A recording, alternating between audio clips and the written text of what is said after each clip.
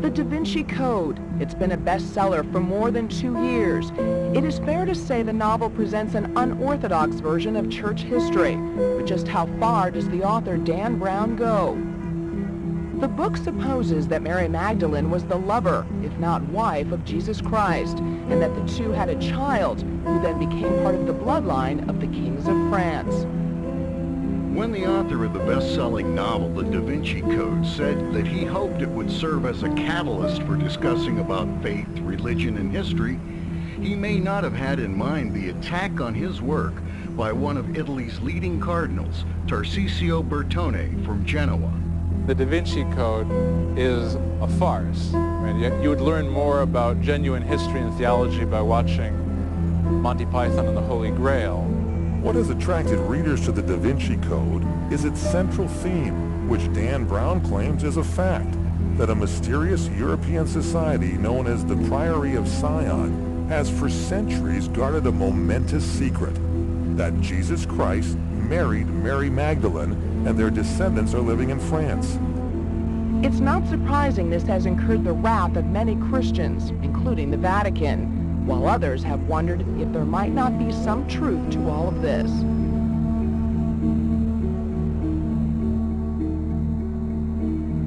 Do you believe, or does the Priory believe or have evidence that Jesus married Mary and had children? Yes. Yes, is the simple answer to that. Is there a bloodline of Jesus and Mary? There is a bloodline of Jesus and Mary, yes. There is.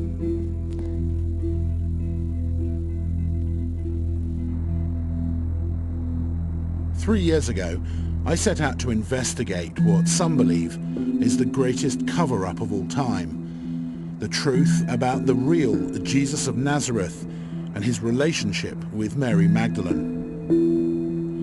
I'm not an archaeologist or a historian. I'm just a filmmaker who was fascinated by the huge implications of this story, with the same questions that so many of us have about the Jesus of faith versus the Jesus of history. The Vatican says that the idea of a marriage and children is preposterous. But I've spent most of my life investigating stories that people said were either not true or unsolvable, and this one was no different, only the stakes were much higher. It's hidden, isn't it? But it does seem like a convincing... This is the story that is so dangerous no one dares tell it. And that's why it goes into myth and legend and art, because it's too dangerous to be stated as fact. If the Church has lied about Jesus' divinity and deliberately twisted the facts, then it would undermine the whole basis of accepted Christianity. I wasn't convinced by the Church's version of events, nor did I buy the whole bloodline conspiracy either.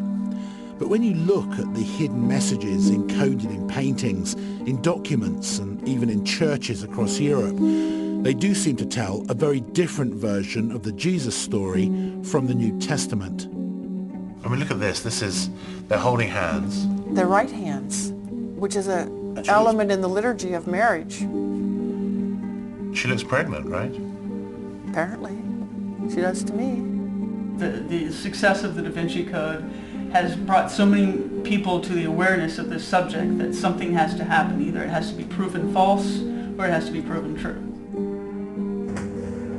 If it was true, then I wanted to find the hard evidence, documents or maybe even relics that would shed new light on the idea of this bloodline. Anything less just wouldn't be enough. I knew that it was a long shot though. It was likely that anything worthwhile had either rotted away, been destroyed, or had been confiscated by the Vatican. It's about power, it's about money, it's about manipulation. They are experts at it. There are stuff in the Vatican archives that most of us would give our back teeth to have a look at. But there were rumours that some evidence had survived, protected down through the centuries by a secret society known as the Priory of Sion. Bruce, they know you're there, so do not go to that meeting tonight, okay? Gerard? Oui. Bonsoir. Bonjour, boss. I have a camera crew. Can they come? Okay, okay. Okay, guys. The Priory of Sion exists today. They exist as a secret society. What if they really did produce the goods? What if they produced the body of Jesus or evidence of Mary and Jesus' marriage? That would have caused real uproar.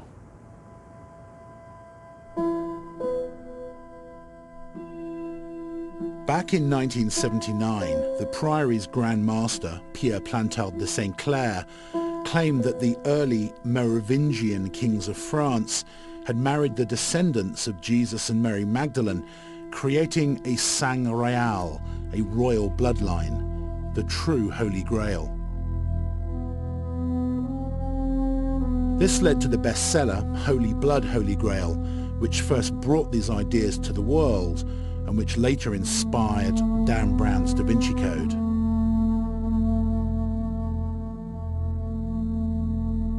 There's no doubt that the Priory of Sion exists, and it's deposited the original statutes in 1956 as it has to under law, so that is an undeniable fact, and they have a story to tell. And it's not so much whether they exist, it's whether the story they have to tell is a valid story, or whether that is their confection. Do you have an answer to that? Well, through my researches, I have mixed feelings, because on one hand there's a huge amount of mythology and symbolism and playing with words and playing with ideas. On the other hand, there seems to be like a blueprint that holds it together, that however much you analyse it and try to debunk individual pieces, you still come back to a coherent whole.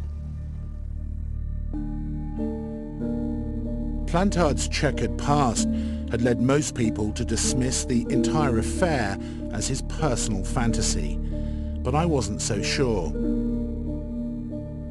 If his mission had been to get this idea of the bloodline out into public consciousness, then with a little help from Dan Brown, I think he succeeded beyond his wildest dreams. I think the real threat of the bloodline for the Church is how a marriage and children undermines Jesus' divinity and 2,000 years of Christian doctrine.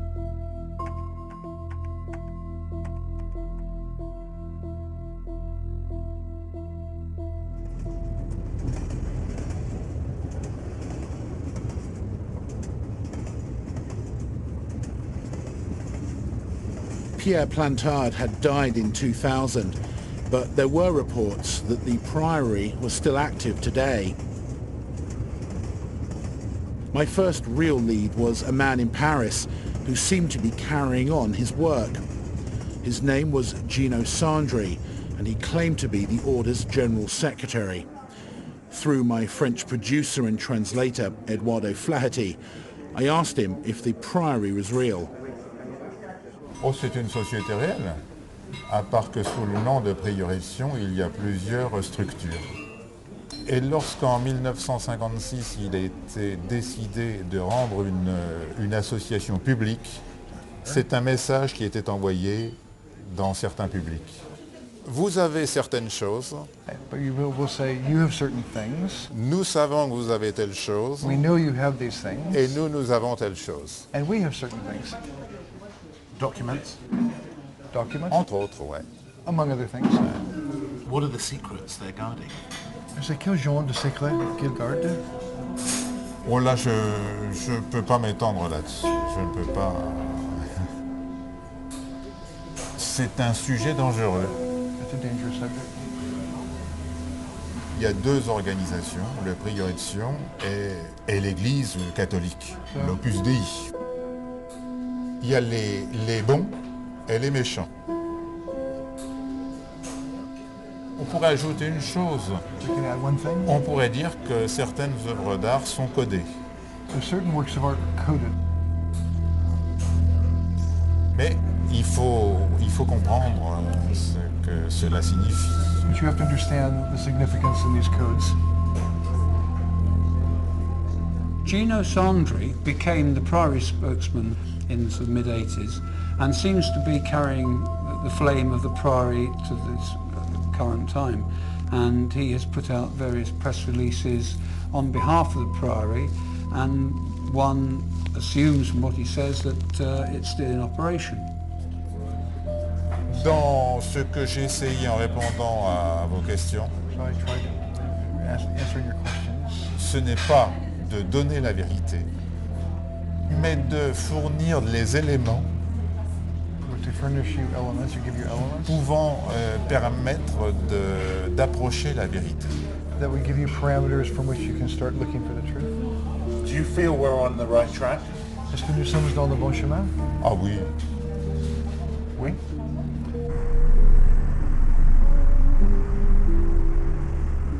At the end of the interview, after the cameras were turned off, a man stood up at the back of the cafe, walked over, wrote something on a card and handed it to Sandri before walking out. Who he was and what he wrote, I don't know, but Sandri's reaction spoke volumes. Are you in danger today, Gino? Est-ce que toi, tu sens en danger?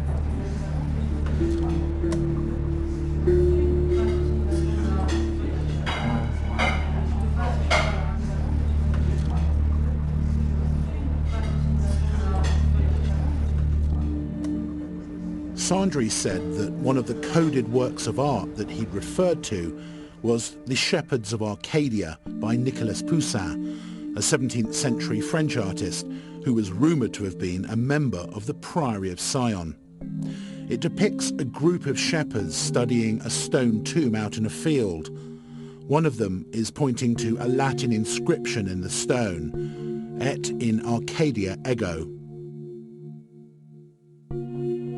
It is an anagram, again in Latin, and if I consult my notebook,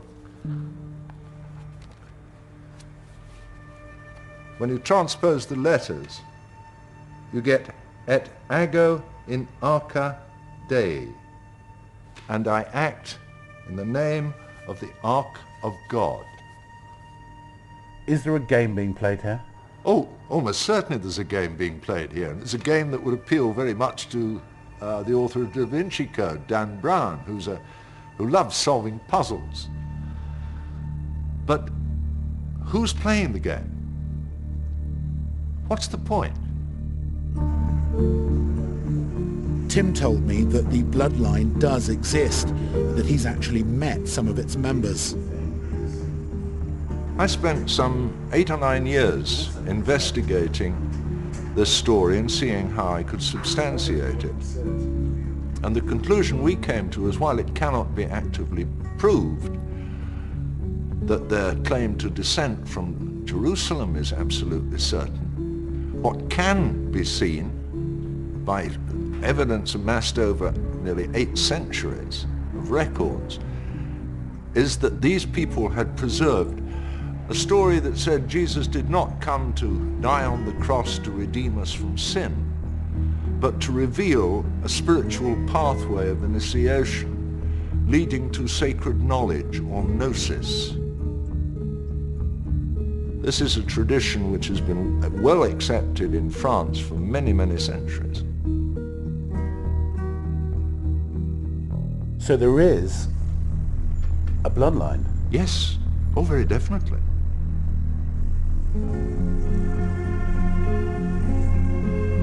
If you think of the bloodline coming from Jesus, the Catholic Church literally went and tried to stamp out everyone who was of that bloodline and everyone who knew them and knew who they were, and they thought that they could get rid of it that way. They purposely tried to keep people from gaining this knowledge of alternate versions of Jesus' life. I went to the archives in Paris to see what else I could find on the Priory of Sion. On its microfilm records, I came across a document called Le Serpent Rouge, the Red Serpent. I was told that it could be a coded reference to the bloodline, snaking its way down through history. There were references to the Queen of a lost kingdom buried underground in a new Temple of Solomon who was called Magdalene. It seemed to be referring to the tomb of Mary Magdalene. And in a bizarre and sinister twist, the three men shown as the authors of the document were all found dead within 24 hours of each other, just a few weeks after it appeared in the library. Were they killed for revealing secrets? And if so, who by?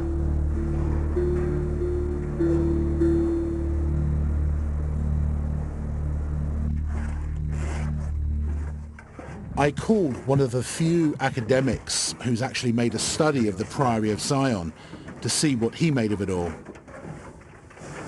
Do you think that the Priory is real or a hoax? That's not a very easy question to answer with a simple yes or no. I do believe that a lot of the information in the Priory documents is not true, is deceptive, presents a fake history of the organization. Now the question is it all a hoax? Some of the claims made in the Priory documents, they do check out. What makes this unusual and a bit bizarre is most hoaxers don't take material and sequester it away in the National Library where it's actually hard to find if no one is actually looking for it.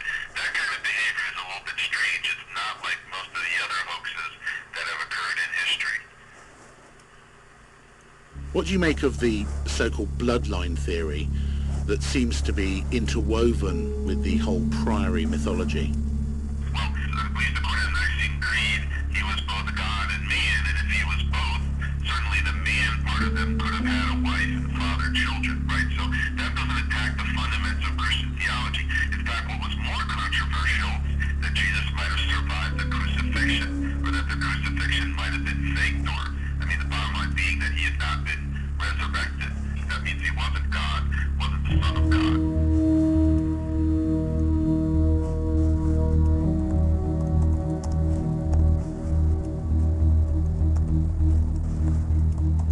Robert Howells is a research and data expert who specializes in investigating the covert world of Freemasons and secret societies, including the Priory of Sion. Having asked him to try and establish contact with the Priory's inner circle, he'd begun to receive some detailed emails. Why do you think the Priory are talking to us? What they appear to be doing is setting the ground for the general public. It's as if they're putting ideas out into consciousness, into public awareness, at a slow rate of acceptance. Because if, say 30 years ago, for example, you produced the body of Jesus, it would cause huge upheavals, and it would cause a lot of people distress, deep distress, that's unnecessary.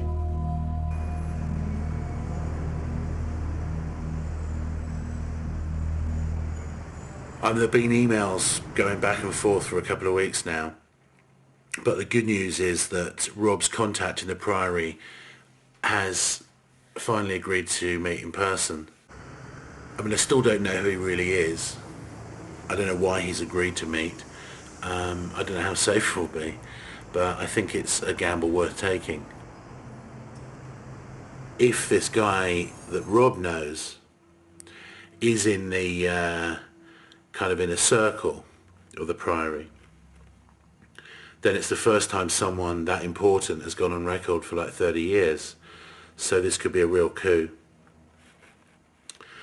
I agreed that we wouldn't film it, but I'm going to wear a mic anyway and record what I can. Your attitude is crucial to this. Absolutely crucial. Yes, your intention, the way in which you handle the goods, you handle the information, is an imperative. There is much more to be discovered, I suspect, in the environs of Rennes-le-Château. One might imagine people going into a situation like that, into a tomb or even a small sort of catacomb complex, such as may exist, and discovering something that is earth-shattering in important terms.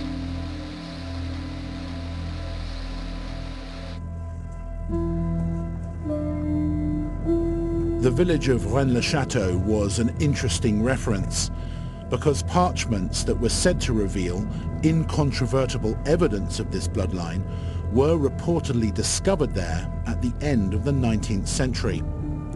But according to accounts from the time, the Vatican moved very quickly to suppress the discovery, paying off the priest who'd found them, and they were never seen again. The priest's name would be familiar to any reader of the Da Vinci Code. It was Bérenger Saunière.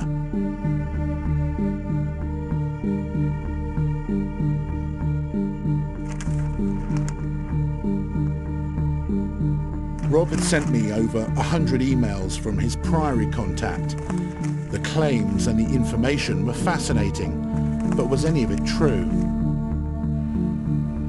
Do you believe that he is in the Priory of Sion? He definitely is in the Priory of Sion. I've seen enough evidence, we've had enough conversations. The material I've been furnished with not only shows me that he's very credible and very much in the Priory of Sion, but also shows me that the Priory has a wealth of inside information into the mysteries of Rennes-le-Château.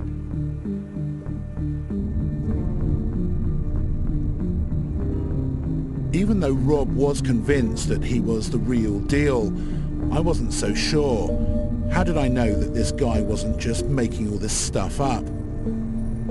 I thought one way was to put him on camera, put him under the lights and see how he'd react and what he'd say.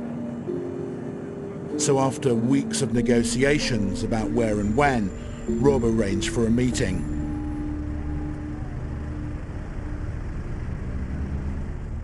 What do you think the Priory's mission is?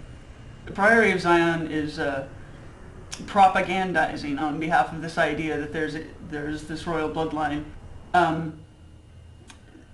They're releasing information at a quick pace. They're exploding information and it's meant to be absorbed by the public. So yeah, it doesn't really matter whether there was a charter that was passed from the Templars to the Rosicrucians and then to the modern Priory of Sion. If they're continuing the same tradition, then they essentially are the same society. They're the same group. It's the same conspiracy. Because I was skeptical about who he claimed to be, I checked into this man's background with a private investigator.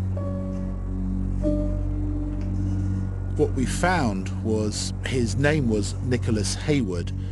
He was the adopted son of Sir Harold Hayward, a former advisor to Prince Charles.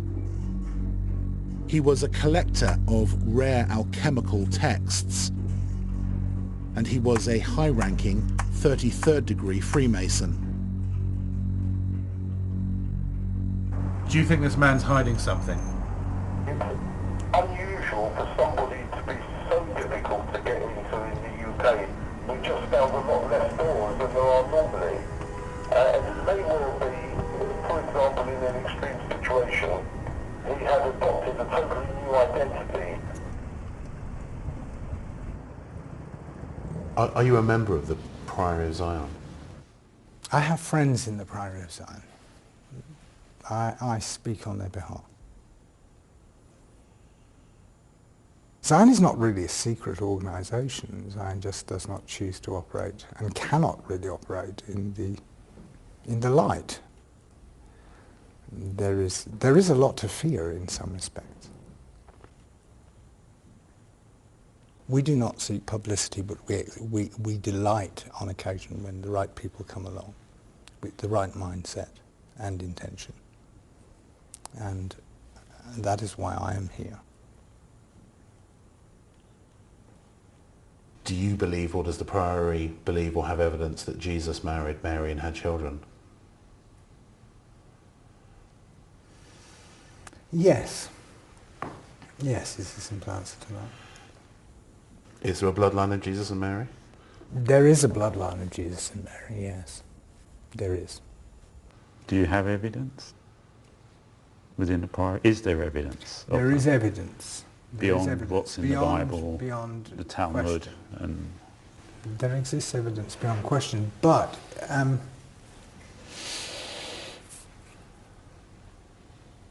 the mainstay of evidence itself is a series of items which are kept together, of objects. I will not go any further than and explain what those objects are. They are unquestionable. Are they in the possession of the Priory? Their whereabouts is in the possession of the Priory. Did Mary Magdalene come to France?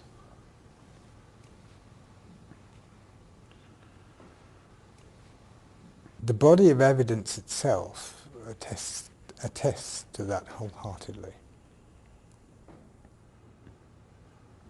Is that in France? Yes. What they tell me is that the evidence is in the area of Rennes-le-Château, and that it is a body of evidence, and I think they mean body in the real term. And this is what they hold against what they call the Great Lie, that history is not how people have been taught and how the Vatican teaches, that Jesus was in fact married, that he had children, that Mary Magdalene was his bride. They claim they have a body, and that if this body is revealed, then it's incontrovertible proof.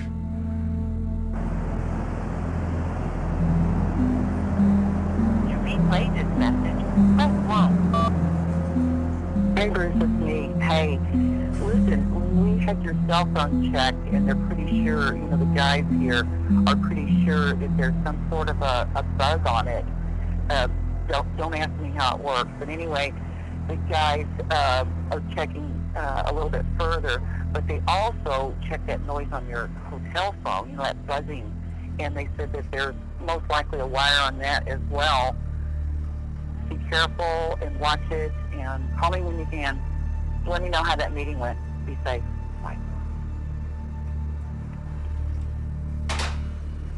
Do you think there's a move to stop you and others being more open with the likes of us? Yes. Some are happy, some are not. And would they do you think people would be prepared to take the ultimate step to stop that happening?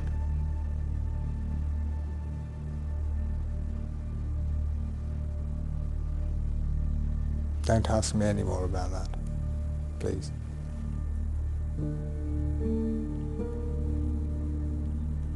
There do appear to have been 3 deaths in the last year of members of Sion, all of which were suspicious, and all of in an identical manner. Which is? Cerebral hemorrhage or stroke. In the sort of secret society Masonic milieu, is a cerebral hemorrhage indicative of a use of a certain poison? Yes, it is.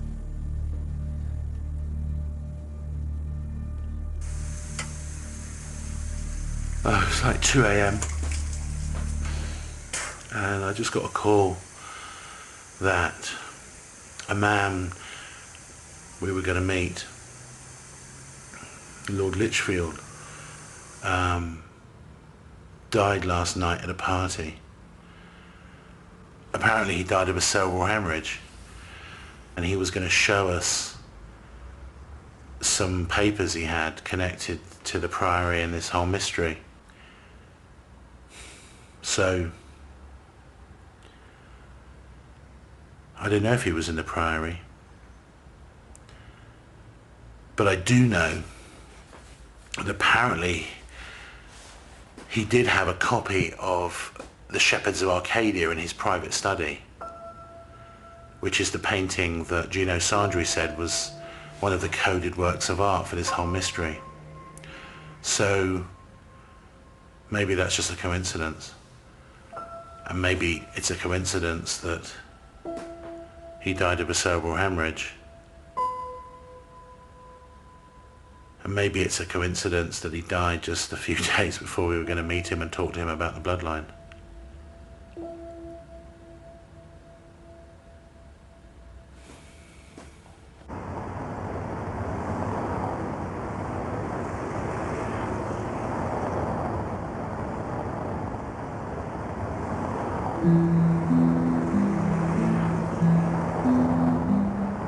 If members of the Priory had been killed to stop information being revealed, then it was possible that they would try and stop me too.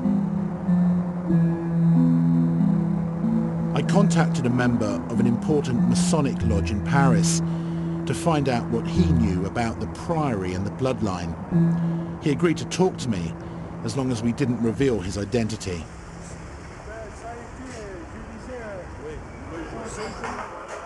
You know, this thing is massive. There's a whole network of Masonic lodges with links to the Vatican, to the CIA. It's incredible. You have no idea. These are very serious people, Bruce. They would stop at nothing to protect their secrets. They killed Roberto Calvi in London because he was going to go public about it all. It's real. The bloodline idea is real. So don't think they won't kill you to keep it covered up. Okay. I can tell you that it's all linked to Rennes-le-Château. The priest, Sonier, got caught up in it when he found some old parchments under his church. Found out why that area is so important. Alright.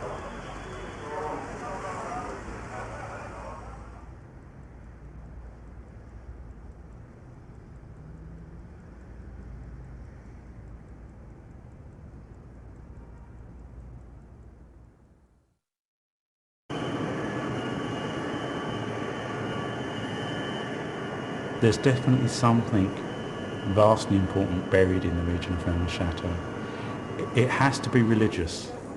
It wouldn't have attracted or attained the status it has unless it was heretical and religious.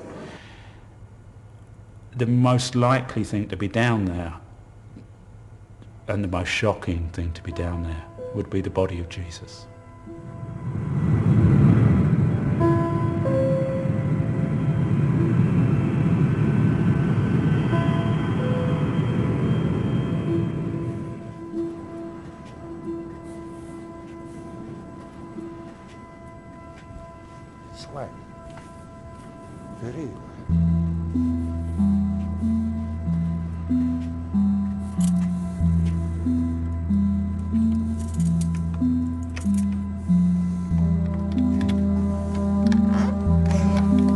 What exactly the priest discovered under his church at the end of the 19th century is one of the great mysteries of southwest France. Ah, j'ai compris.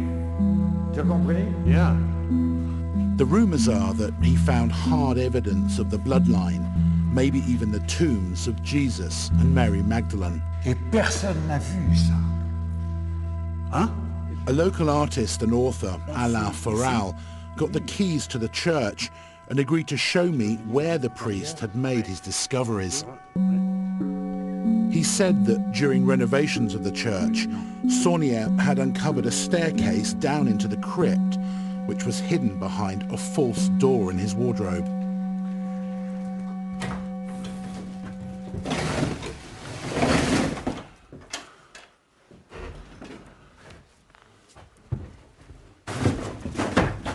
Yes. Before, never. Never? No. Il a fermé la porte de la crypte. He closed the entrance, the door to the crypt. Yes. And then this is a secret room, no? A salle secrète? Yes. And now, Ago Saunière, oui. Nobody has seen it.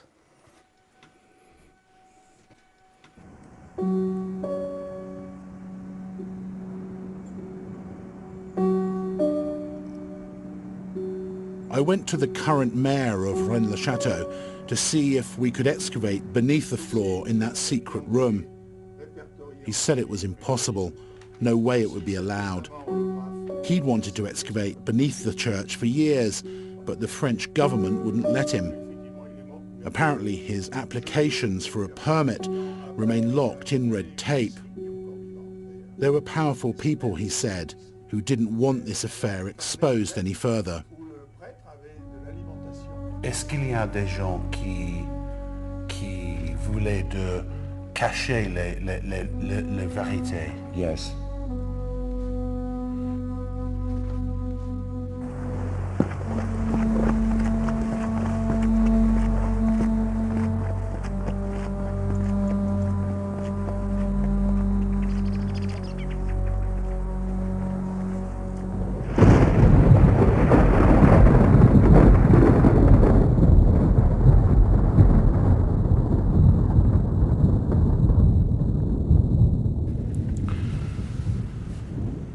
Well, I think the priest definitely discovered a tomb or tombs, either under the church or there was an entrance under the church which led to another site.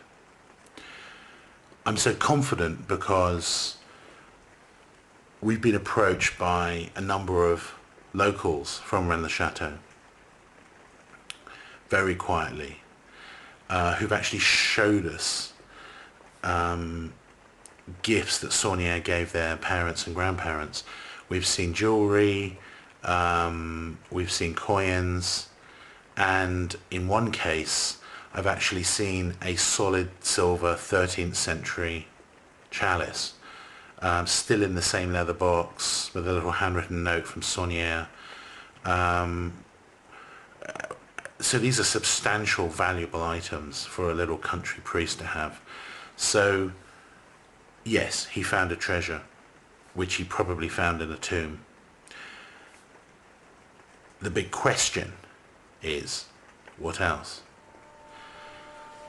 When the book Holy Blood, Holy Grail came out in 1982, the three authors received a letter from a reverend in England who basically said, yes, there's a treasure at Rennes-le-Château, but no, it isn't just chalices and coins and baubles. It's papers that the priest Saunière discovered, papers which were incontrovertible proof that Jesus was still alive in 45 AD. In other words, papers that completely undermine the basis of church doctrine, that he didn't die on the cross. Therefore, he wasn't resurrected. Therefore, he isn't divine.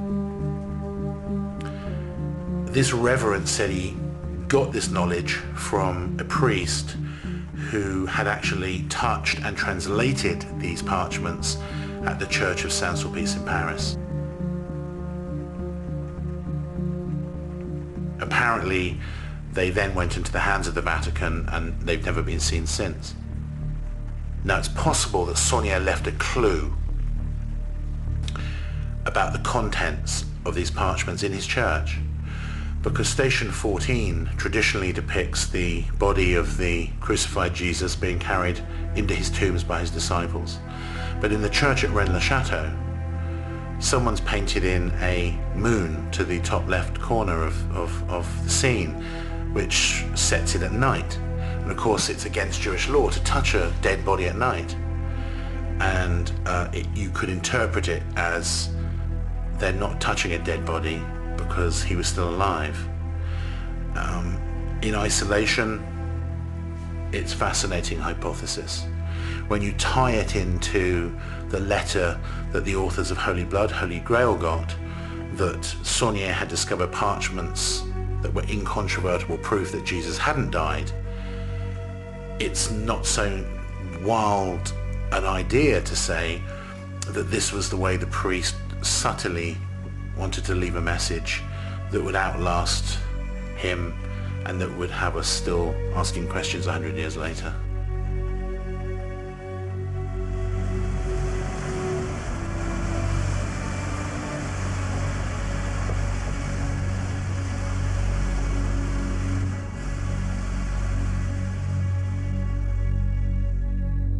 Ça va?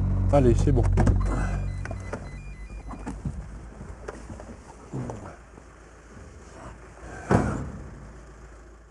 I was contacted by a local man who'd heard about my investigation, who said he'd actually got hold of some of the parchments that the priest had found under the church. I knew this could be a scam, but I was curious to see what he had, so I agreed to meet him. Ça c'est quoi exactement? Ce sont des parchemins de l'affaire de Rennes-le-Château qui ont été, au fil des siècles, préservés par les curés pour transmettre un grand secret. Je dis le grand secret parce que c'est le secret de la région, le secret des Cathares, le secret de l'Église aussi. According to these parchments, the secret was that Jesus Christ had not died on the cross, but was smuggled out of Jerusalem to southern France, along with Mary Magdalene and their children. On the face of it, they were just Latin passages from the Bible. But he said that when you use this small cipher to decode them, a new secret text appeared. Are you convinced this is authentic? Tu es convaincu que ça c'est authentique? Plus que convaincu, oui. Plus que convaincu. Ce livre est absolument indiscutable. Hein. So are these, what are the age of these documents? Ils ont quel âge ces documents? Les plus anciens datent de la Révolution française. Is it a key to a map? Est-ce que ça c'est une clé pour une carte ou un plan? Tout à fait. Yes. C'est un plan symbolisé. It's a symbolic map. Is Mary Magdalene buried somewhere on this map in front of us? Donc, est-ce que Marie Magdalene, le tombeau est quelque part dans cette plan? Tout à fait, bien sûr. Avec celui du Christ aussi, bien sûr. Yes, with Christ too.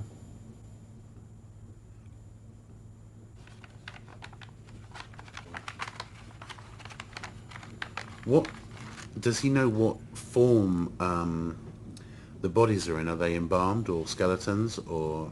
Est-ce que les corps maintenant sont ils ont dégradé, ils ont embaumé, ils ont. Si j'en crois, c'est volontaire. Hein, si j'en crois ce que disent les prêtres, hein, le corps est encore en état de momification.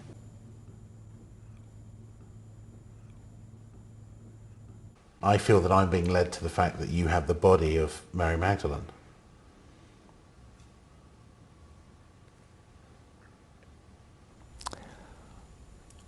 What can I say about that? I mean, that's what you feel. If you, hypothetically, if you did, would it be a wild notion that it could be an embalmed body, or that it would just be a skeleton? It would be embalmed.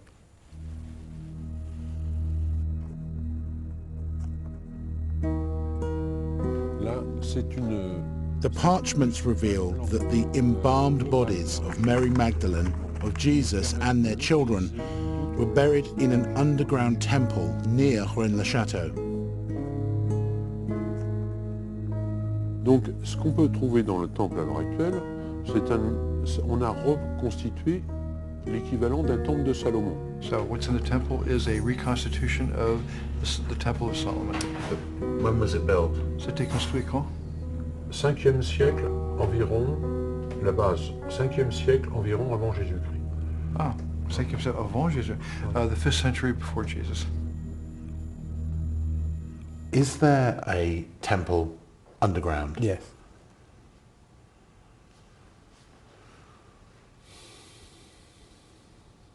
It has one open entrance at this point in time. One of 12.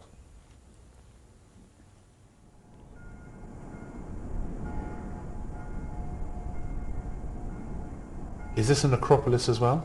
Of sorts. I don't like to term it that, but yes. But there are people of importance buried there? Yes. I mean, there are things buried there, yes. There are treasures buried there, yes. Over the centuries, it's acted as a repository for many things.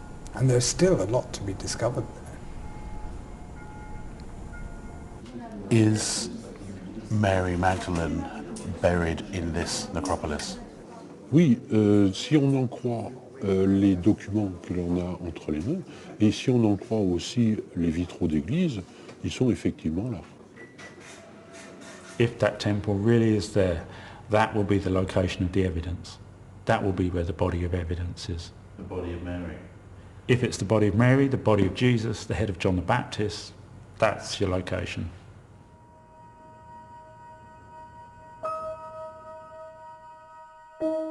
The Priory say that there was a robbery at one of their addresses in Paris a few years ago, and I think it's possible that that's where this guy got these parchments.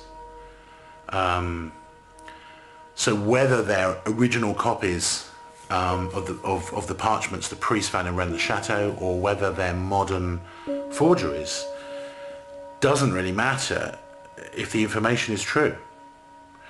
But is it? Did Mary and Jesus come to France with their children, and are they buried here now? Certainly there's a hugely strong belief locally that that's the case, and that there's something sacred about the area around Rennes-le-Château, but no one's ever found anything. Historically, it stands up because there was a thriving Jewish community in this area of southwest France.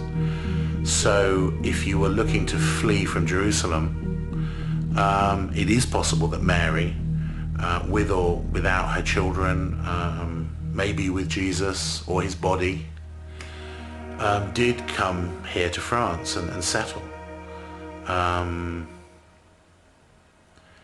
Which means they're buried here somewhere. But where?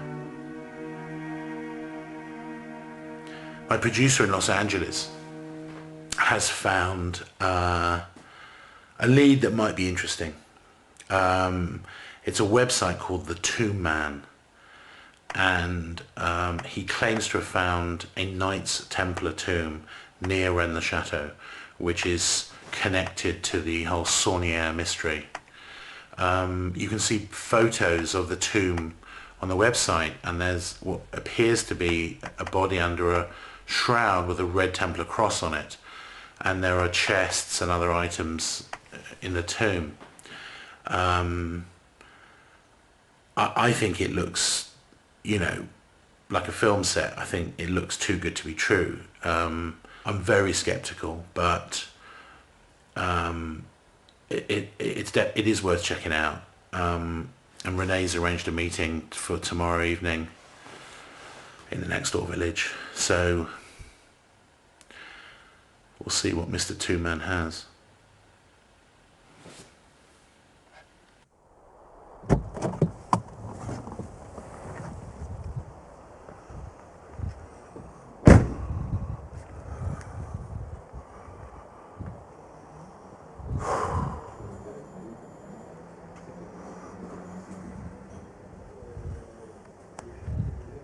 Ben Hammett. The man I'd arranged to meet went by the name of Ben Hammett, which was an anagram of the Tomb Man. He was known to be very careful about his security, so much so that although he'd asked to meet me at this bar, he'd sent his brother instead.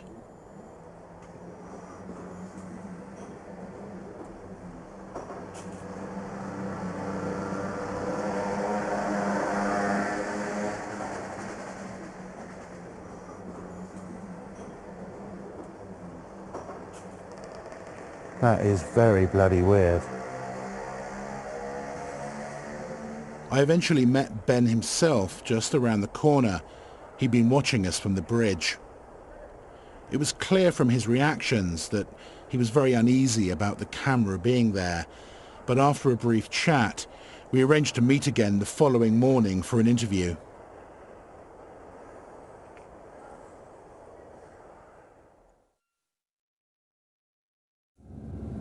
He said he has a cameraman. Hold on.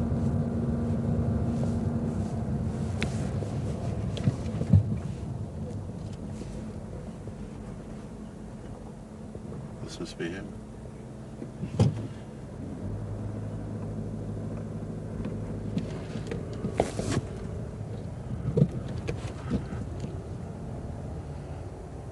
If he's asleep, isn't he?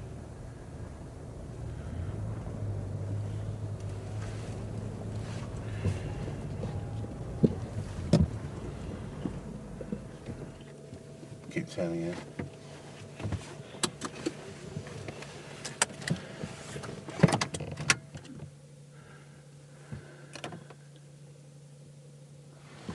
I guess I'll just go knock on the door.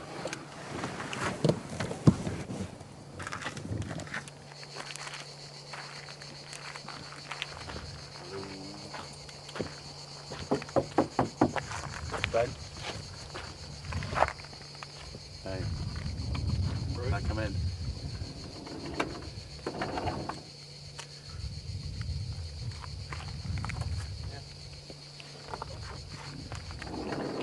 I've got a camera.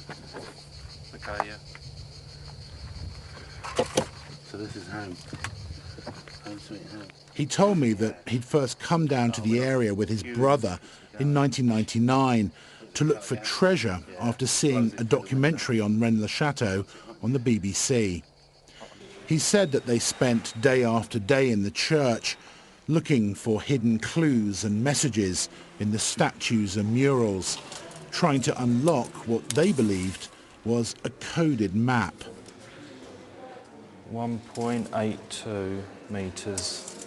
Eventually, after a lot of trial and error, they discovered 4 separate landmarks nearby that were all depicted in the church and which lined up exactly with a cave on a local mountain. What up there? There was a passage towards the back of the cave. You go have a look. Yeah, mate, you take the camera, you might get it on film. We thought we'd explore it, but it was full of spiders, and lots of spiders. So I had an idea of pushing a video camera in with a stick so that we could see around the corner, you know, put it on record, see around the corner, pull it back, and if anything was there, then it would be worth venturing forth, it worth the risk, you know. And as soon as I put it on record, pushed it forward and it had disappeared, and consequently it had fallen down this hole, and I found the first glimpse of a tomb. After a while you could see, I shining my torch down trying to see it. And he gave it some light. Yeah. What do you think's in there? What do you think of who that is or what it is? I don't know. I mean it looks like a Templar burial, but obviously you won't know till we get in there, but it's real. But it's real, yeah. With no way into the tomb and worried about disclosing its whereabouts to anyone, Ben sat on his discovery for several years before returning to Rennes-le-Château.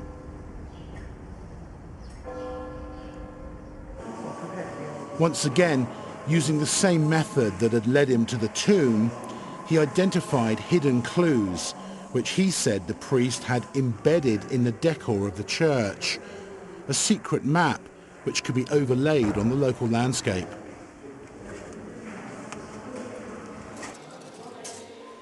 On the edge of this one,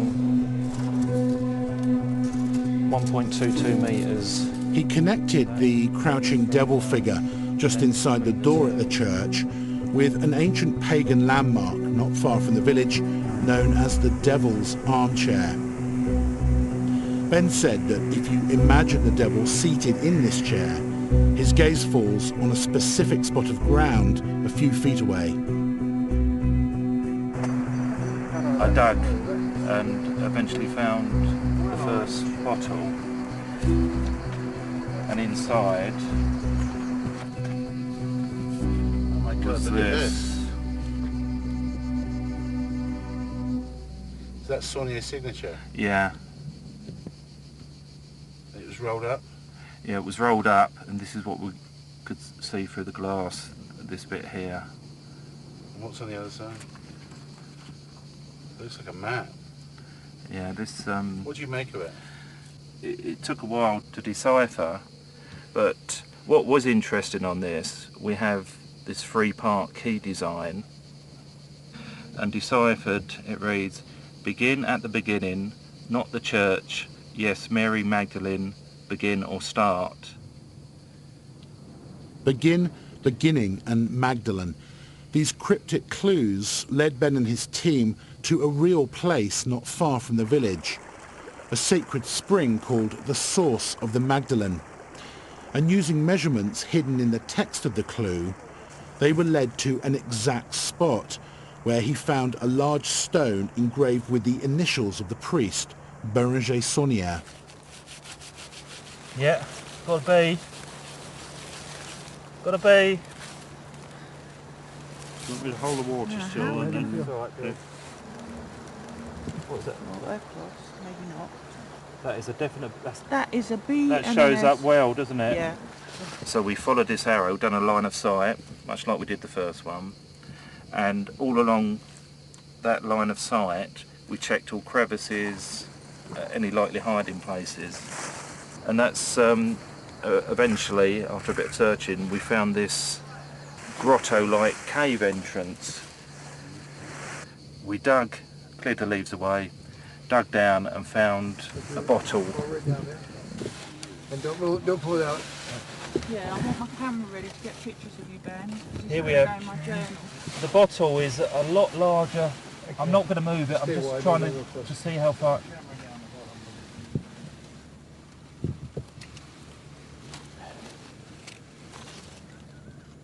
Yeah, it goes into a neck. Okay, move your arm just for a second. Just want to get this in situ.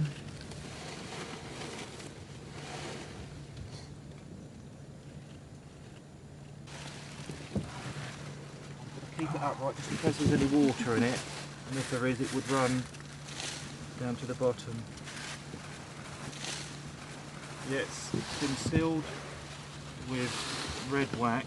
There's part 3. Oh, I've tilted it off. Just, he's got his signature on there again. It looks... Within this second bottle was a densely written, two-sided piece of paper with what appeared to be the signature of the priest Bérenger Saunière.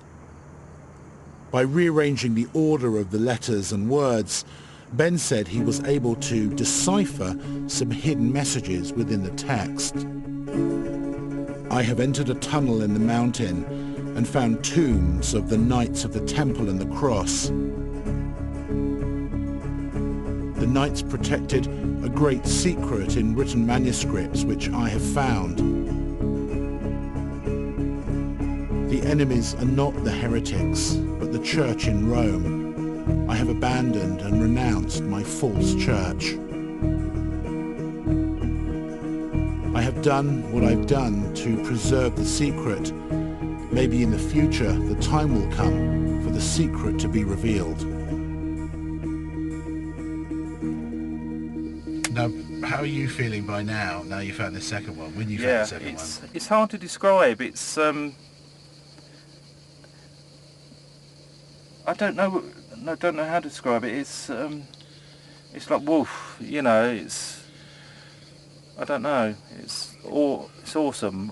It seems a cliche word, but it's, you know, it just makes you shiver, you know. It's... Having solved the first two parts of the key, Ben then deciphered the riddle in the latest clue. Enter the cave beneath the Blackfoot and the helmet.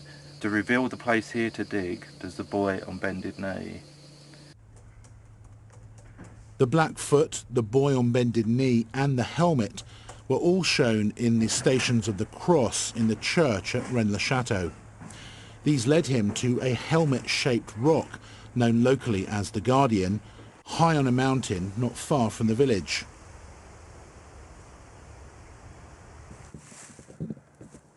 At the foot of the rock, Ben discovered a small triangular grotto, just like the one shown in the church, in which he discovered another marker stone pointing to a large boulder.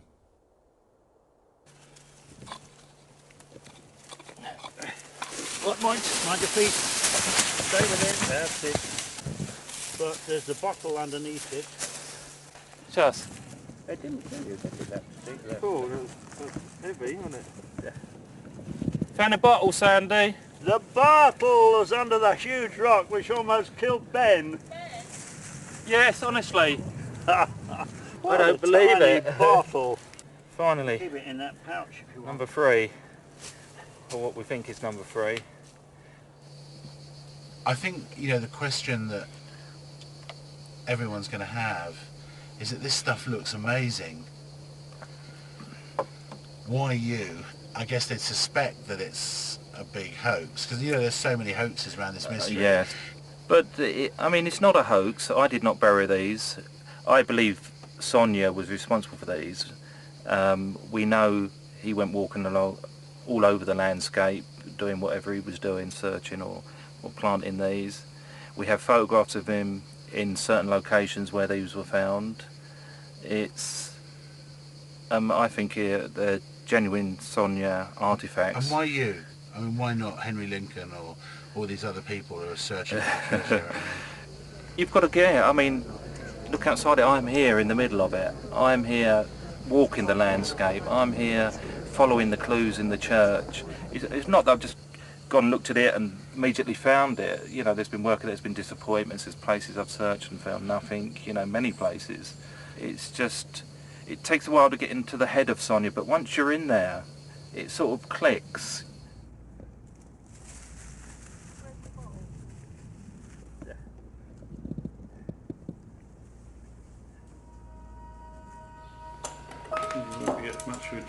Just be careful, you've pulled the paper up and you've started creasing it. No, you're going to have to break the glass. No, I'm going to break the cork.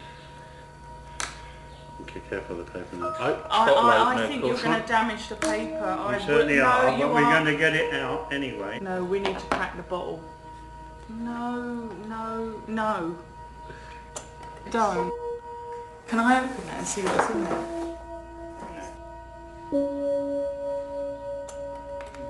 I can't believe this. The vraie histoire, I think that means the true history of the crucifixion and the resurrection. Jesus did not die on the cross, but 22 days afterwards. The resurrection of Jesus was a trick.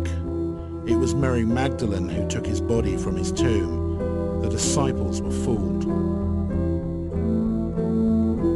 Later, the body of Jesus was discovered by the Templars and then hidden 3 times. Rome knows all about this, but they cannot afford to let the secret be known. They threaten to kill if the location of the tomb is revealed.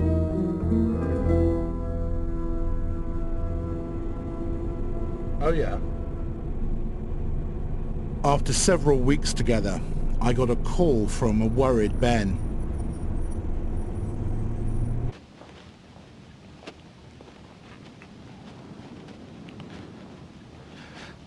Yeah, thanks for coming, Bruce. I just had a, you know, second thoughts. I've just been worried about the filming and all that, you know, because of, you know, the stuff that's happened in the past. Let's walk up. What's happened in the past? Well, when I was at Rennes-le-Château, when I first discovered the tomb and that, I had the brakes cut on my van and I had to leave it at a campsite overnight, and I actually stayed in a hotel. Right. But when I went back in the morning, the van had been broken into, which wasn't very hard. You only had to slide the windows back and put your arm in. But I had a roll of film taken and a a tape out of my video camera, though the video camera and the other camera was left. And about a week after that, someone turned up at my house. He says, I've been sent by someone you met in France. But he turned out and he wanted information now about what I was, you know, how I found it and where it was and all this. I mean, I told him to, you know, go, and I shut the door in the end.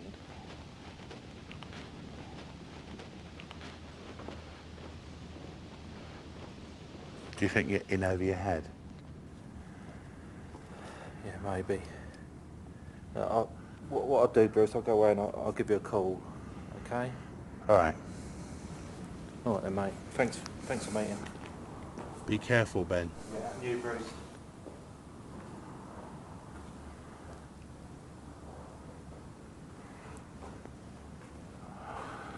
I hoped he was going to tell me that he was going to take me to the tomb. But he's clearly too spooked right now from he thinks he's being tailed. Stolen tapes, they cut his brakes, they've come to his house. I mean, he's in fear for his life and his family. You know, I've got to find out whether this tomb is real or not. But if people are trying to menace him, then maybe they know something I don't. Let's go back to the car.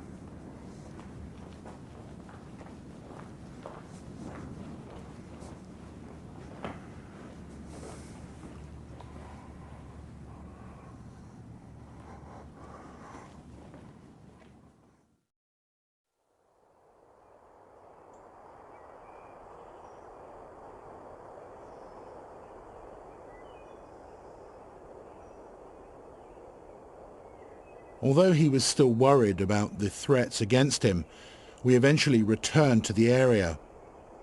And using clues from the last message, Ben uncovered a fourth bottle buried in the ground.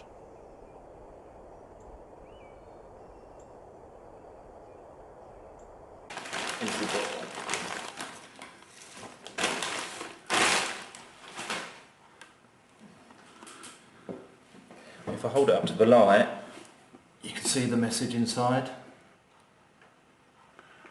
Oh yeah. It's a big one again, like the second one by the look of it. Because it seems to go into the neck. And it's resting on where it's a blown bottle, there's a big lip inside. Yeah. So I think I'll clean that off first. I'll clean the dirt off. I'll run it in the sink. Yeah. Oh, beautiful. That's a good one. Oh, it's broke all the way round, but it's... Didn't get your glass, did I? Alright. We're still not going to get... I'm going to have to... See, it's cracked all the way, so I'm going to take the whole top off. Oh, wow. Well, this is the moment to cut.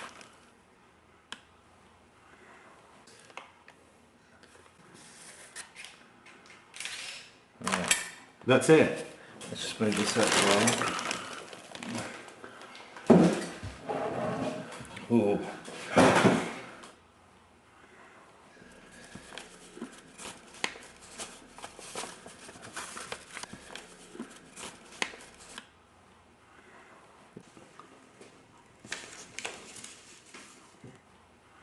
The parchments of Ave Bigu, the cup of Jesus and Mary Magdalene, and the anointing jar.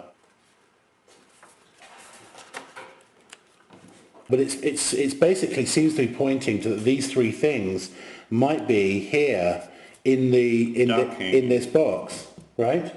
Look, it's saying grotto, and there's a sister there. So there's a chest in the grotto. And if we look, we've got like a cross J and an M, but it could be like a funny T, back to front T. And on the altar painting of Mary Magdalene in the church, we have this. We have like the J with a cross T on it, and we have the M. So you think that those things on the altar match these? Match those.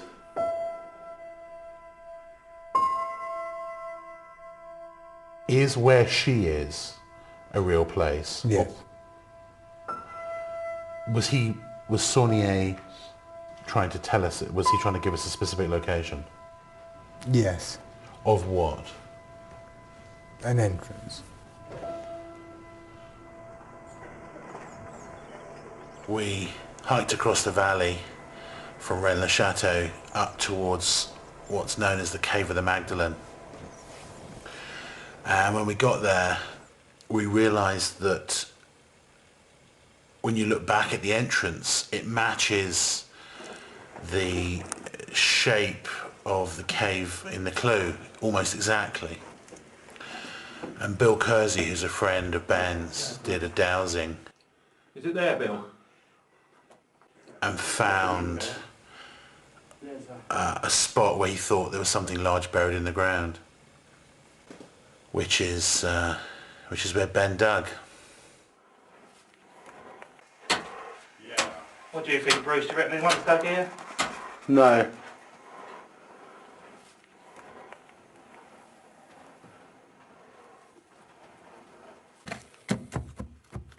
Hear that? Yeah. What do you think it is? Well, it sounds wood to me. It's wood and hollow, which is what we want.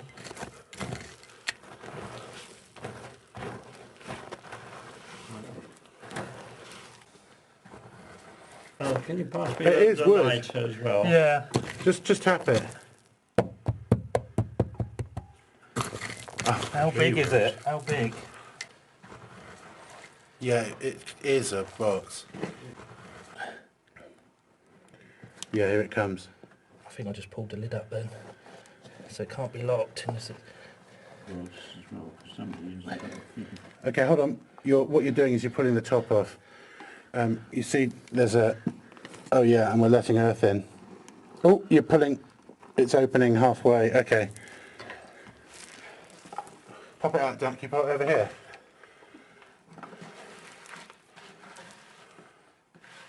Alright, Bill, not too rough for it, just in case there's something.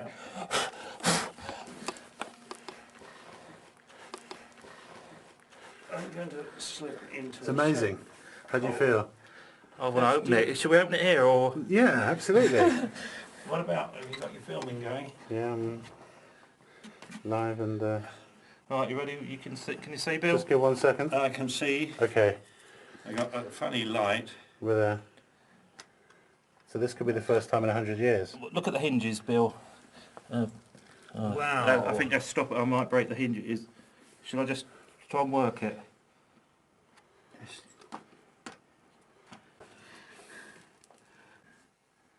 Oh my God. This is the key. I'm stunned. Because this could be That is the most important find, well, in this mystery.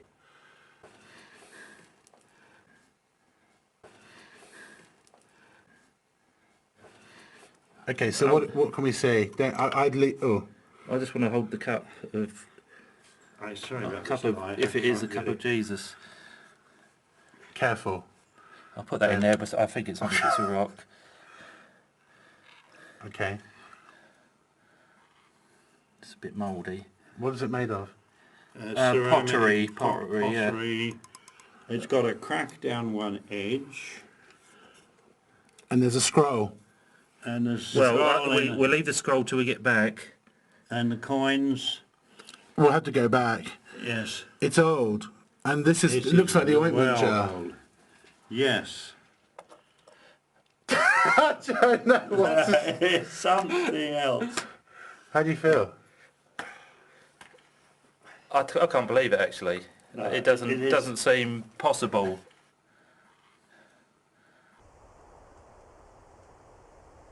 So, I propose a toast. Propose away. To Ben. To Ben finding the box. Cheers. Onwards and upwards. Skull.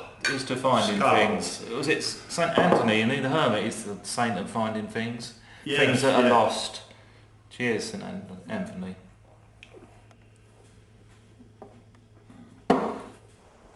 So what's the plan now then? Right, the plan is now... What about the other end? Crack the other end and take it? No, I think just pull it and then draw it out. Open it up.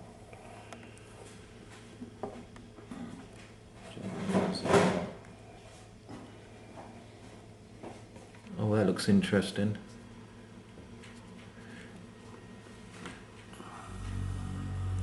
I was going to use tweezers to unravel it, but I thought my fingers would do less damage. Inside the vial was a small rolled bit of old parchment. On it was a hand-drawn layout of the church at Rennes-le-Château, and there was an arrow pointing down to a regalis crypta, a royal crypt. So at some stage there must have been a very important body down there. And given the legends about her being buried in the area, did the two M's mean it was Mary Magdalene? And if it did, had Sonia discovered her and then buried some relics from her tomb in the wooden chest, including the actual jar of perfume which she used to anoint the feet of Jesus?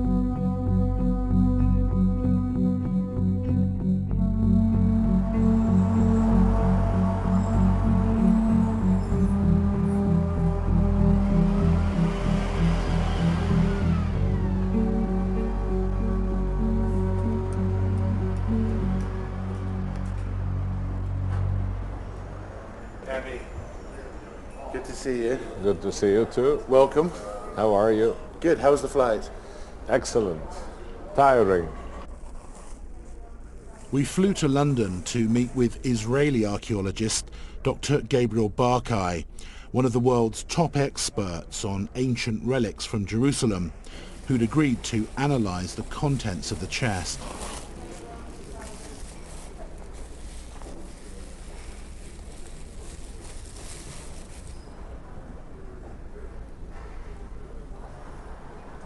This is incrustation on the inside,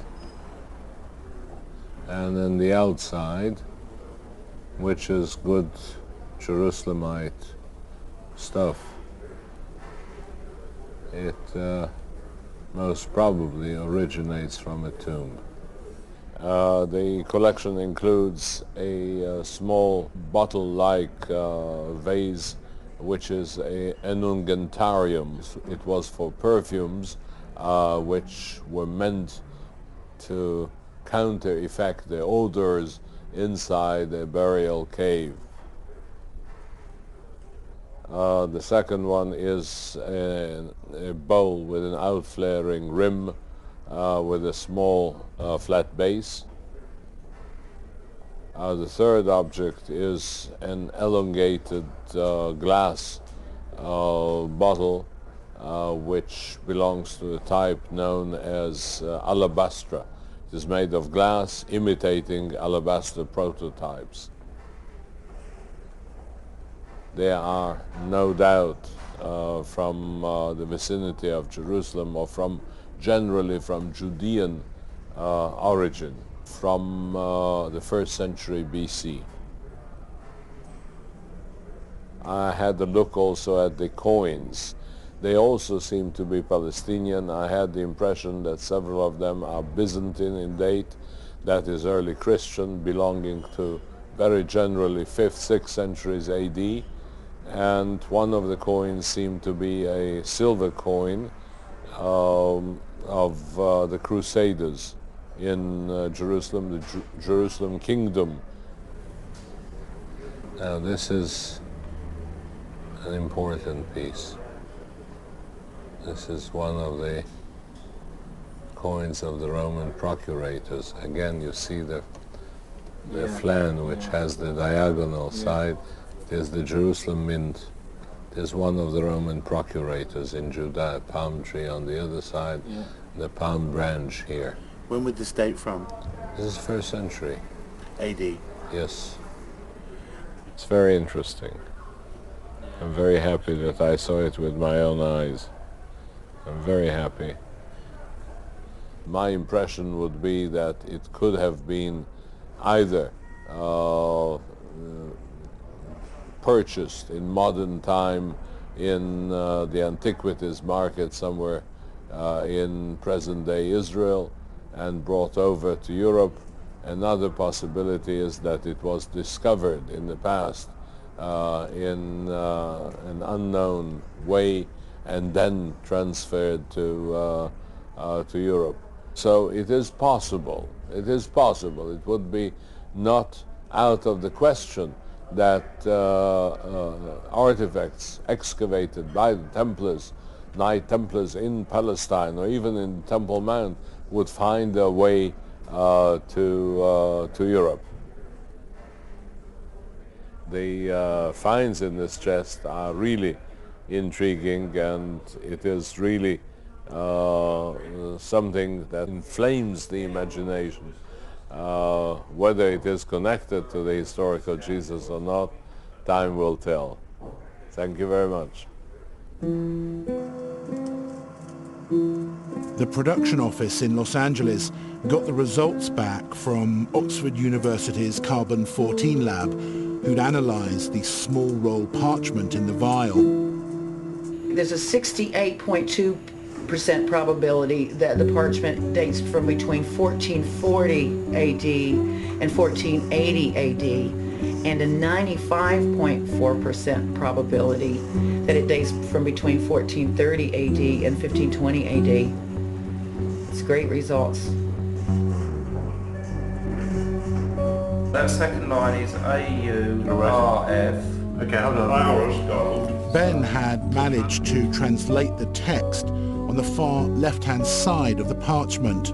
It read, "Here you begin to undertake a search for the secret tomb and treasure which I've guarded, and by the act of finding it, you become its guardian."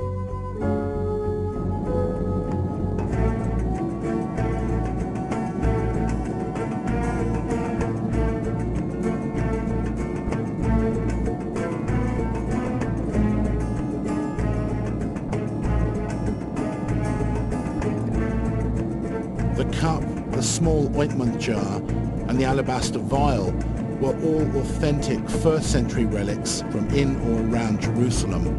That much we now knew. But how did they end up in that chest in France? Was it even remotely possible that the priest had discovered them in the tomb of Mary Magdalene? And was that why the Shepherds of Arcadia painting was so important to the Priory? Because it symbolized her actual tomb in the area.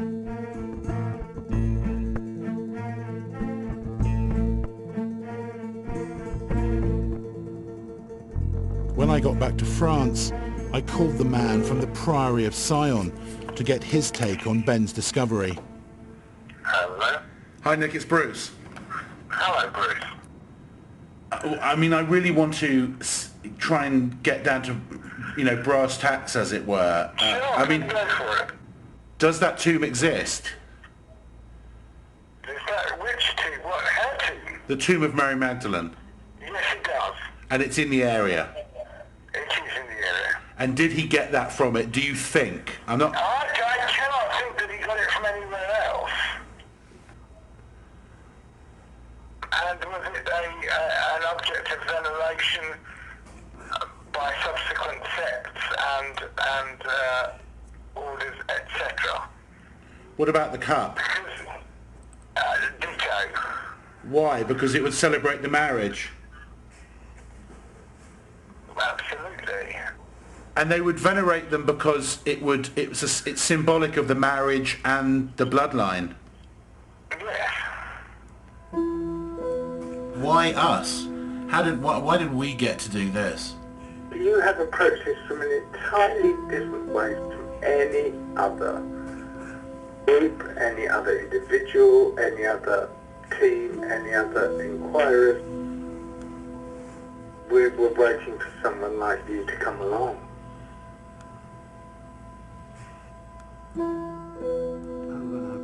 If Nicholas Haywood was right, and the objects in the chest were taken from the tomb of Mary Magdalene in the area, then how were they connected to the tomb that Ben had discovered? According to the priest Saunier, he dug the earth to construct a passage to this Knight Templar tomb in the mountain, where he discovered beautiful things, a treasure and a corpse, the holy secrets and the sacred objects of the Jews. When you look at the images of Ben's tomb and hear the priest's words, you can't help but wonder whether they both stumbled upon the same place. The question is, could that be the remains of Mary Magdalene under the shroud?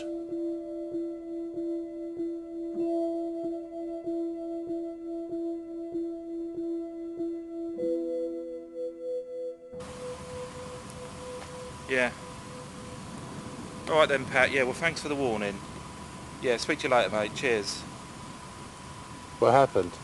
Well, that was Pat.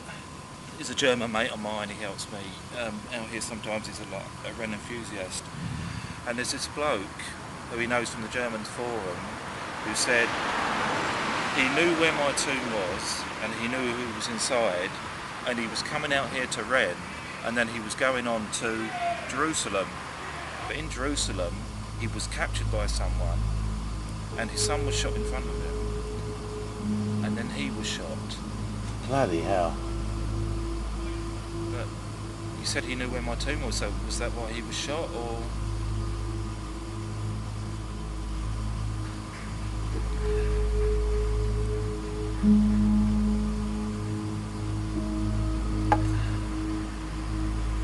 In recent years, there had been a number of suspicious deaths connected to the Rennes-le-Château mystery. The man who bought Saunier's house and estate in the village was killed in a violent car crash, and the man who bought it off him had his car riddled with bullets.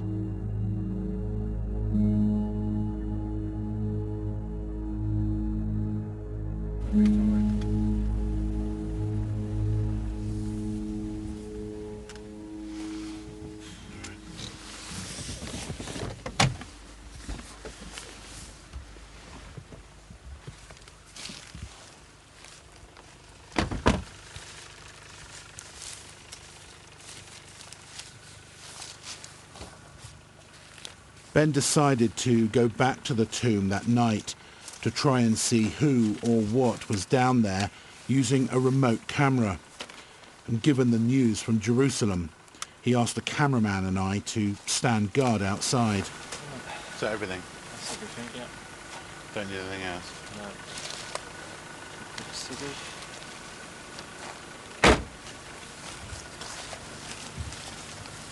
How long do you think you'll be?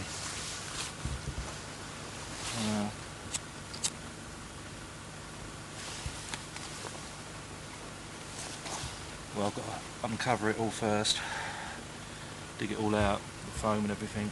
Probably a couple of hours, maybe a little bit longer. Okay. If you wait here, I can find you again then. It's the middle of nowhere, isn't it?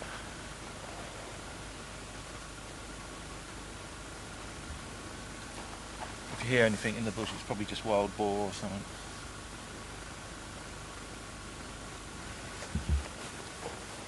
Alright.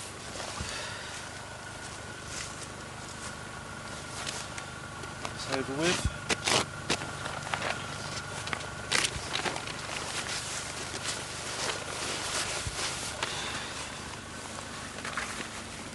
If I get any problems, I'll ring your mobile, okay? Right.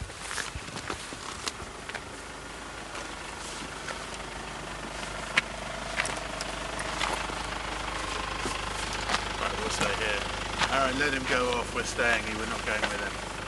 I'll see you in a couple of hours then.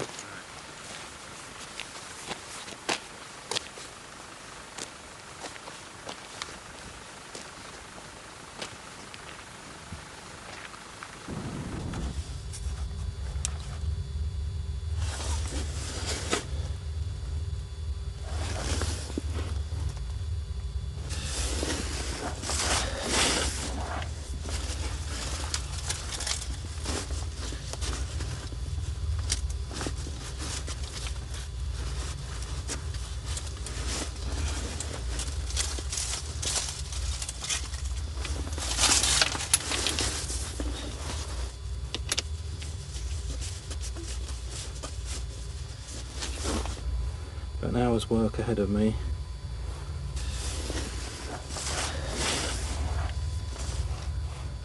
I'm going to turn it off for a while, dig it out as soon as I'll see the entrance and I'll start filming again.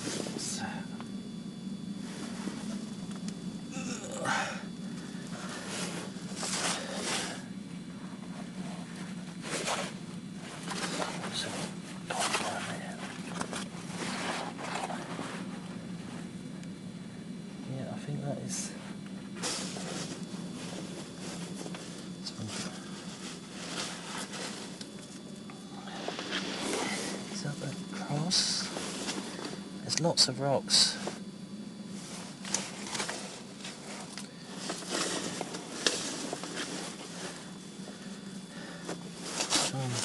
Over the other side.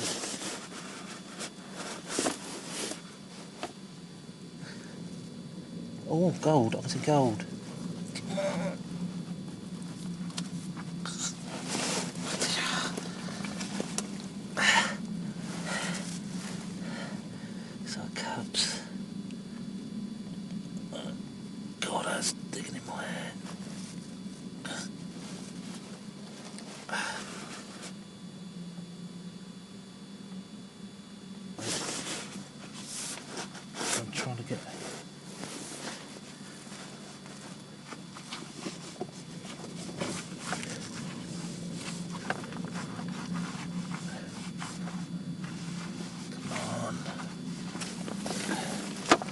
Again.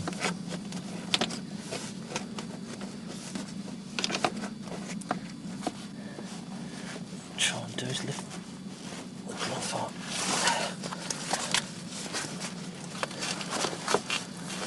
Oh, I just saw it. Oh, yeah, I can see the teeth. Bloody hell. Oh, bloody hell, that's spooky. Oh, there's the mouth, eyes. Nose. Oh my god. Oh, that is spooky, that's horrible. Some sort of platform, reddish, pinkish.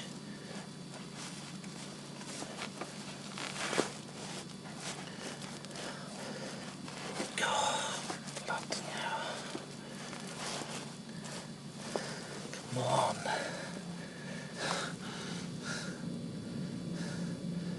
Touch your arms in.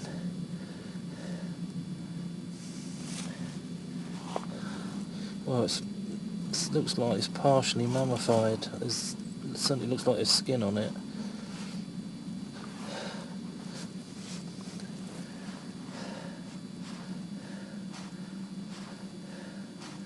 Oh, that is bloody. Oh. Yeah, that's the hands. Fingers. Open up my knife. Oh, that's definitely fingers, and they look like they're crossed like the altar. Mary Magdalene. So this could be Mary Magdalene. Fucking hell, if that is.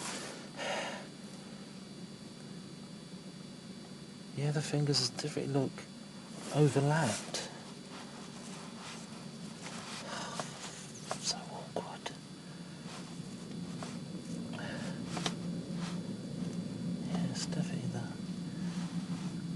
Fingers, bloody hell.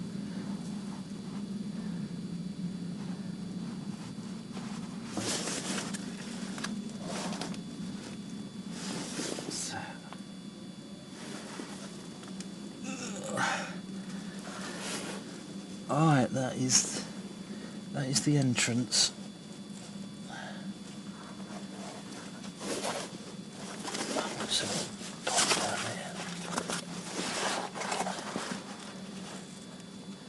Yeah, I think that is.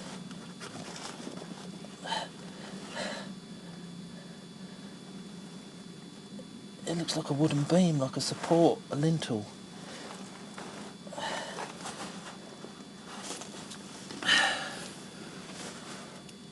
Alright, job done. Thanks for that.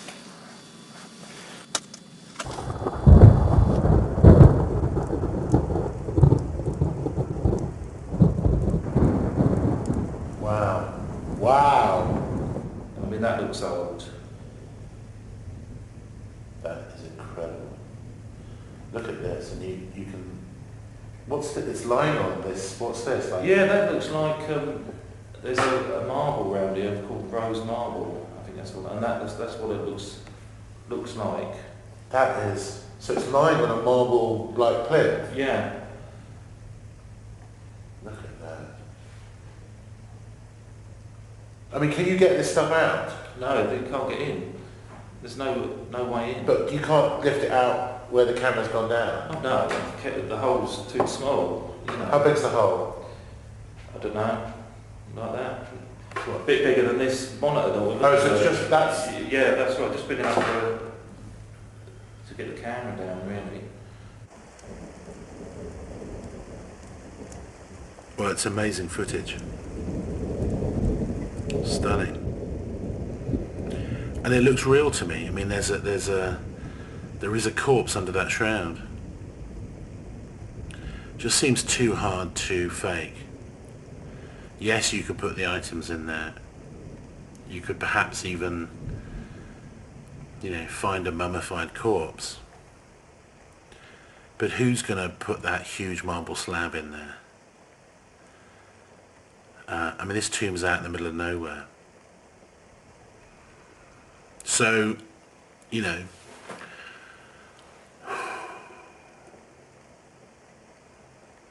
I know our critics are going to think this is crazy, but it's real. It is real. It exists. It's there. Are we being led? I think you have been led from the day you set foot on this task. This is the slow release. Is this the aim of the current circuit, the current release of information, is to let the next piece out? Is it unique to us, or is it being disseminated across other? At this point in time, it's unique to you. This is probably all my DNA on that. Look at the size of that one. Yeah. Can you see that, Aaron? Yeah. Looks like it might be greyish in places.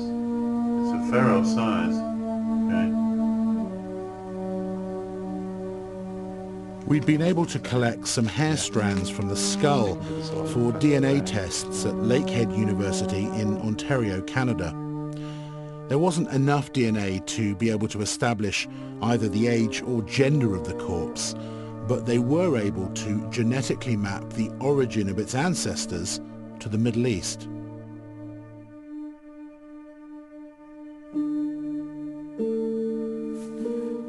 Who do you think it is? Well, it looks like a female to me, the shape of the face and that, and I think it could be Mary Magdalene because of the fingers. Do you still want to go public? Do you still want to go ahead? Oh, I need to go public to give me some sort of safety, I think.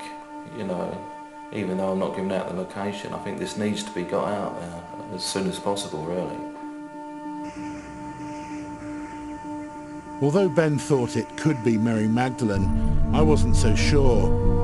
But even if it was a Knight Templar or a member of the bloodline, it would still be a huge discovery. Armed with the latest footage and the DNA test, Ben and I hit the road to see what the experts thought. First stop was Cardiff in Wales, and a man who'd been investigating the Rennes-le-Château mystery for 30 years. Those are quite definitely vessels of some sort, cups, jugs. Do they look religious at all? Religious sort of? This one's a chalice, quite clearly. This one here. The one that, as a priest, I would use to administer the communion to you. If you, yeah, that isn't it, Trish? That's unmistakably a chalice. I'd put money on that. Serious money. Reverend Lionel Fanthorpe is an Anglican priest who's fascinated with the whole bloodline mystery and its implications. I knew that he'd tell me straight away whether we had anything credible or not. This is amazing footage. If this could by any chance be either her tomb or the tomb of one of the descendants in which the family heirlooms have been preserved, then it would be harmonious with the idea of Mary of Bethany, alias Mary Magdalene, being a wealthy woman. I would have said that this is extremely significant. It could, for me as a Rennes researcher for over 30 years, this could be one of the most important and significant finds that has yet been made.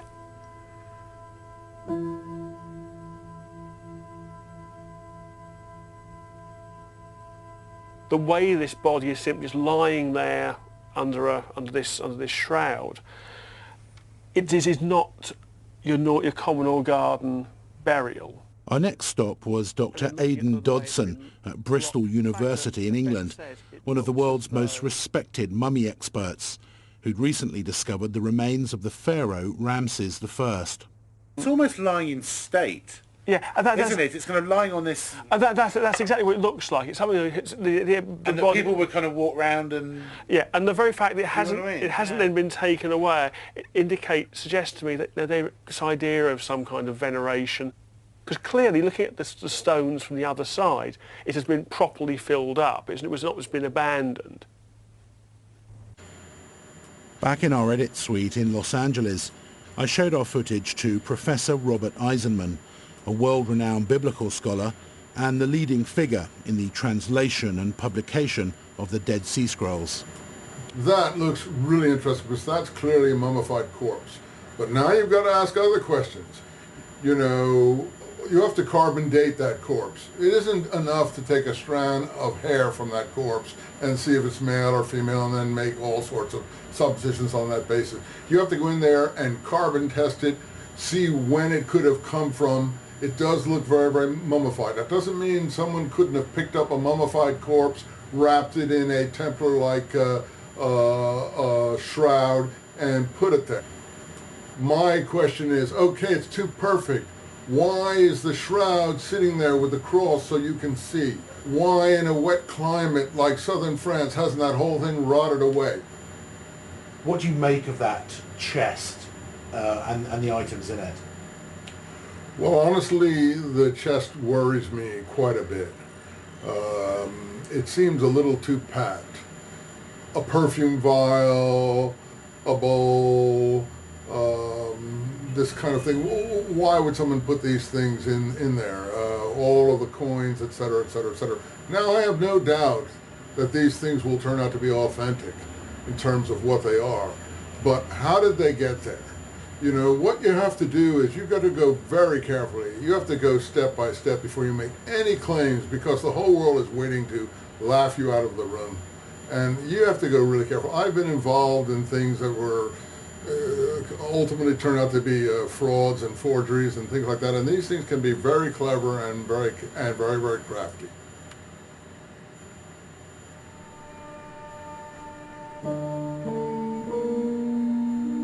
I knew that the academic world were going to be very skeptical about Ben's discoveries. They weren't going to be happy with his belief that it's Mary Magdalene, and they were definitely going to have a problem with his amateur archaeology. But I can't help feeling that's just unfair. The world's museums are full of relics discovered by maverick adventurers like Ben Hammett, who just followed a hunch and pulled stuff out of the ground with their bare hands.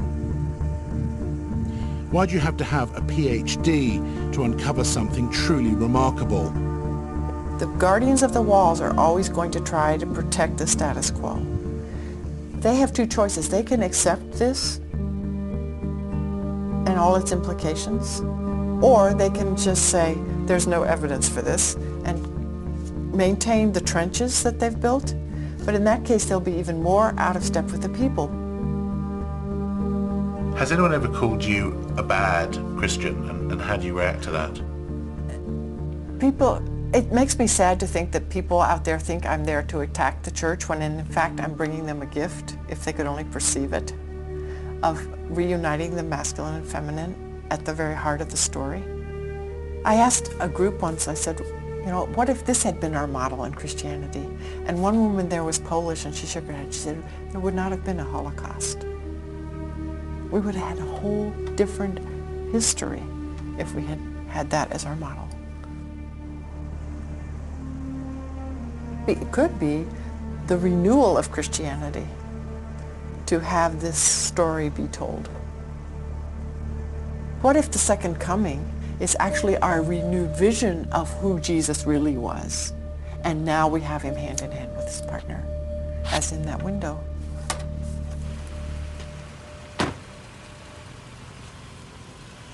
My last stop was perhaps the most important, a chance to show and discuss our discoveries with a senior and controversial member of the Christian Church. Bishop Spong? Yes, sir. Bruce Burgess. Glad to see you, Bruce. I've got a camera with me. Is it okay if I come in? Come on in. Okay. I think that traditional Christianity, that institutional form of Christianity, is probably dying.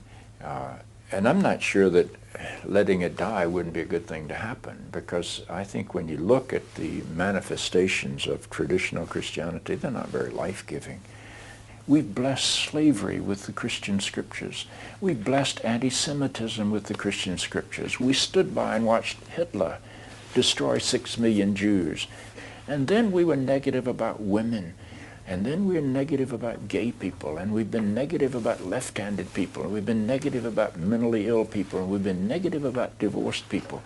The church has victimized a great number of people in this world. Now, how does that square with the portrait of Jesus drawn by the fourth gospel that says the purpose of Jesus is that we might have life and we might have it more abundantly? Is the way we treat gay people giving them life? Is the way we've treated women giving them life? We are in a rebellion situation because people aren't going to accept those definitions. I don't care what the Pope says. And so the traditional way in which we've told the Jesus story, I think, is inaccurate, and I think it will die. But I don't think the Jesus story will die, and I don't think the power of a God presence in human life will die. I think he was a remarkable, remarkable human being.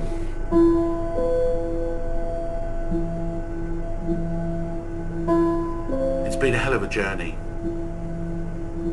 and I think that everything that's been found is really just a start.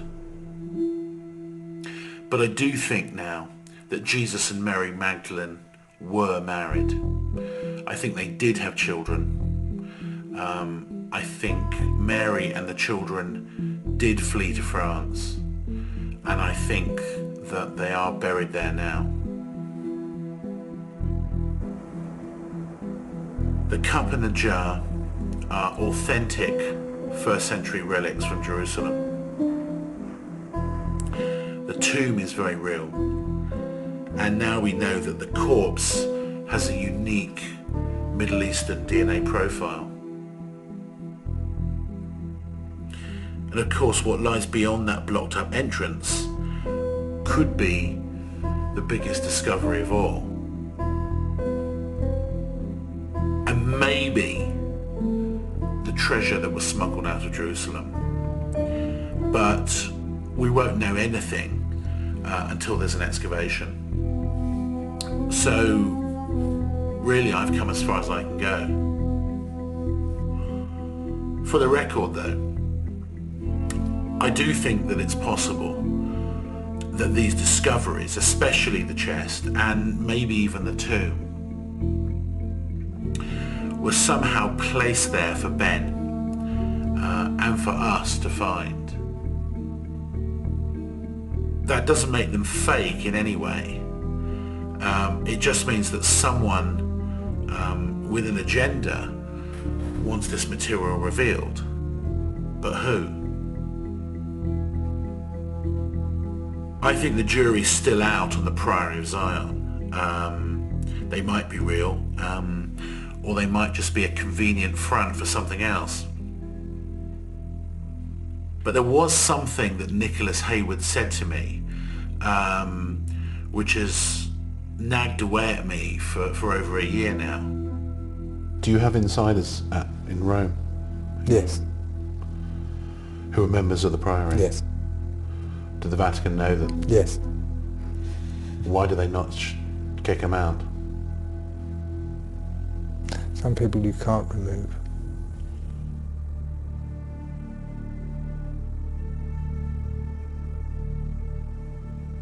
Can you uphold and believe in the doctrine and be a member of the Priory of Sion? You can appear to believe in the doctrine and uphold the doctrine and be a member of Zion. I take it we're not going to be able to interview one of these people. You didn't ask. Can we interview one of them? I will do my best. Is it possible that there's a small circle at the heart of the Vatican who've always known about the marriage, the children, the bloodline, and yet maintained their doctrine? Is this group the real Priory of Zion? And if I'm right, then they know who's in that tomb, and they know where it leads to. And whatever they say publicly, they seem to want all of us to know it too. If you ask any members of Zion, they will always tell you that things are always unfolding according to plan, because they always are.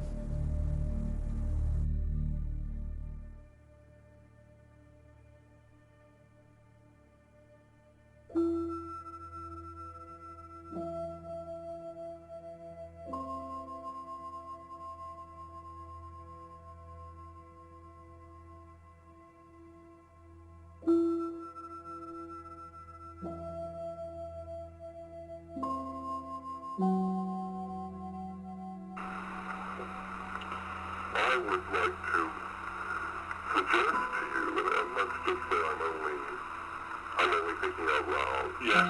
The real power behind this, the real Priorado de Sião, is in fact the real people in the Roman Catholic Church. They are the ones that are driving this whole issue. There have always been people like me there at the top level of the Roman Catholic Church. The truth hides under its own opposite. Yes. Clearly, the fact that Christ has children, that it wasn't the story of resurrection. The truth is different. And there is no point in revealing truth to people until they're ready. People sometimes they want to buy a lie more readily than the truth. The church, plain and simply, the Catholic Church is the Priorado de Sião divine.